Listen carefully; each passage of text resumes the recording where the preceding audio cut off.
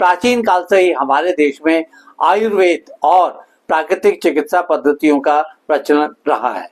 संभवतः यही कारण है कि बड़ी संख्या में ऐसे औषधीय महत्व के पौधे यहाँ पर स्थानीय तौर पर उपलब्ध हैं, जिन्हें आसानी से अपने घर की बगिया या होम गार्डन में उगाया जा सकता है।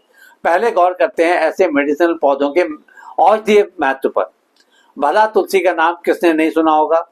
इस पौधे को आयुर्वेद में अत्यंत महत्वपूर्ण माना जाता है। इसके पत्ते सर्दी, खांसी और बुखार में लाभकारी होते हैं।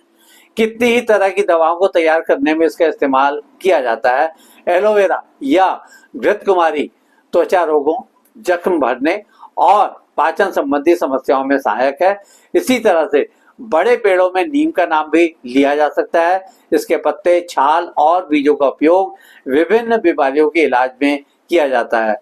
ऐसे ही हल्दी के गुण एंटी इन्फ्लेमेटरी और बैक्टीरियल होते हैं।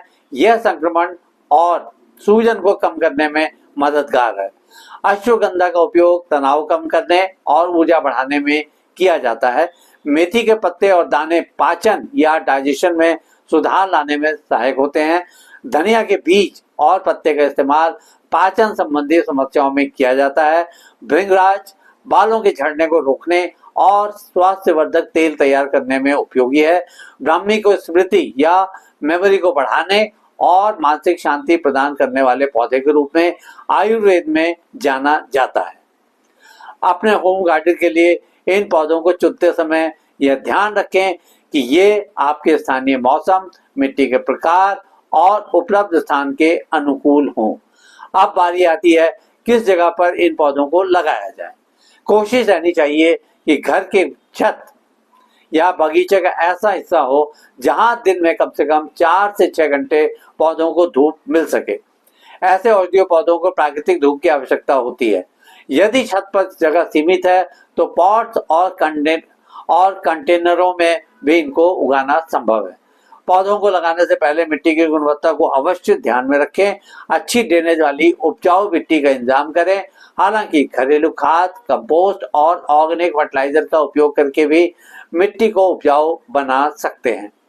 वैसे अच्छा यह रहेगा कि मिट्टी की क्वालिटी की पहले जांच करवा लें। यहाँ यह भी बता दें कि अधिकांश औषधीय पौधे हल्की अम्लीय से न्यूट्रल मिट्टी में अच्छी तरह उगते हैं। हमेशा विश्वसनीय स्रोतों से ही बीज या पौधे प्राप्त करें। सरकारी एजेंसी हो तो विश्वास और पक्का होगा। बीज खरीदते समय सुनिश्चित करें कि वे ताजे और उच्च गुणवत्ता के हों। यदि पौधे खरीद रहे हों तो ध्यान दें कि उनकी जड़ें स्वस्थ और किसी भी तरह के इन्फेक्शन से मुक्त हों। कंटेनरों या गमलों का चयन करते समय यह सुनिश्चित करें कि उनमें अच्छी ड्रेनेज हो।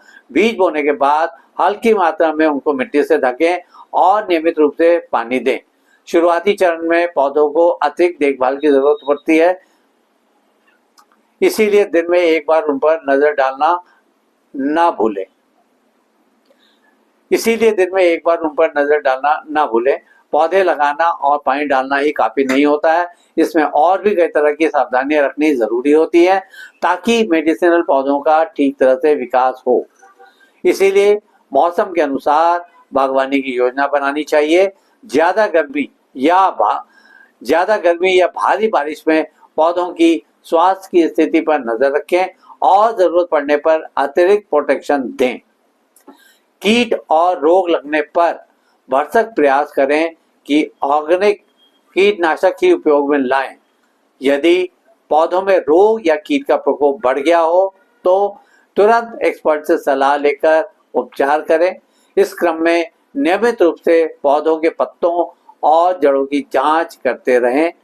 अधिक पानी से पौधों का बचाव करें, वरना पौधों की जड़ों में सड़न हो सकती है।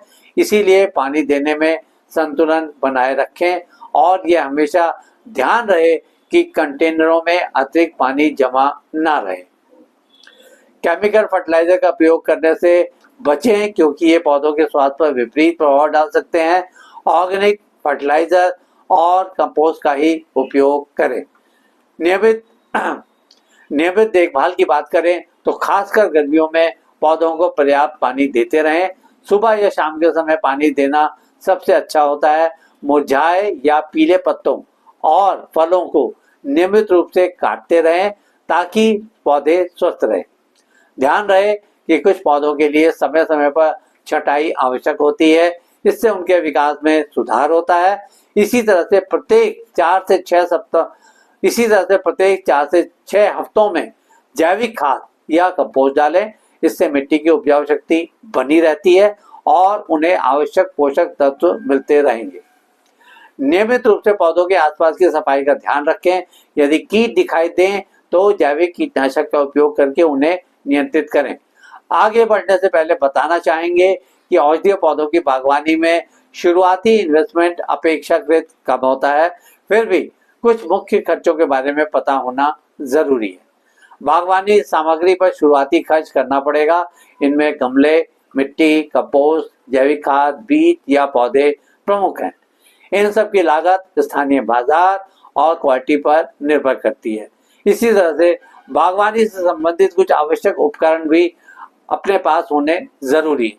इनमें छोटी कुदाल, खुरपी, कटाई छटाई के लिए कैंची, पानी देने के लिए स्प्रेयर या बाल्टी आदि का नाम लिया जा सकता है।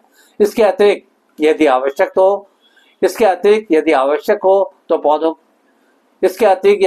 हो तो पौधों की धूप या बहुत अधिक ठंड से सुरक्षा के लिए जाली या छत्र आदि का खर्च भी हो सकता है। वैसे यहाँ बताना चाहेंगे कि औषधीय पौधों के माध्यम से नियमित आमदनी का जरिया भी बन सकता है, बशर्ते कि ज्यादा समय और बड़े स्तर पर यह काम किया जाए।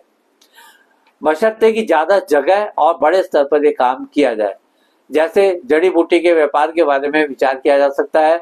यदि बागवानी सफल रहती है तो अतिरिक्त पौधों या उनके उत्पादों जैसे सूखे पत्ते, पाउडर, तेल आदि को स्थानीय बाजार में बेचा जा सकता है। इसी तरह से घर में तैयार किए गए आयुर्वेदिक उपचारों और घरेलू नुस्खों को पैक करके स्थानीय स्वास्थ्य केंद्रों या आयुर्वेदिक दुकानों में बेचा जा सकता है। बागवानी के अनुभव को साझा करते हुए स्थानीय समुदाय में वर्कशॉप या ट्रेनिंग सेशंस आयोजित किए जा सकते हैं। इससे अतिरिक्त आय के साथ साथ ज्ञान साझा करने का मौका भी मिलेगा। यही नहीं, इन प्रोडक्ट्स को ऑनलाइन प्लेटफॉर्मों पर भी बेचकर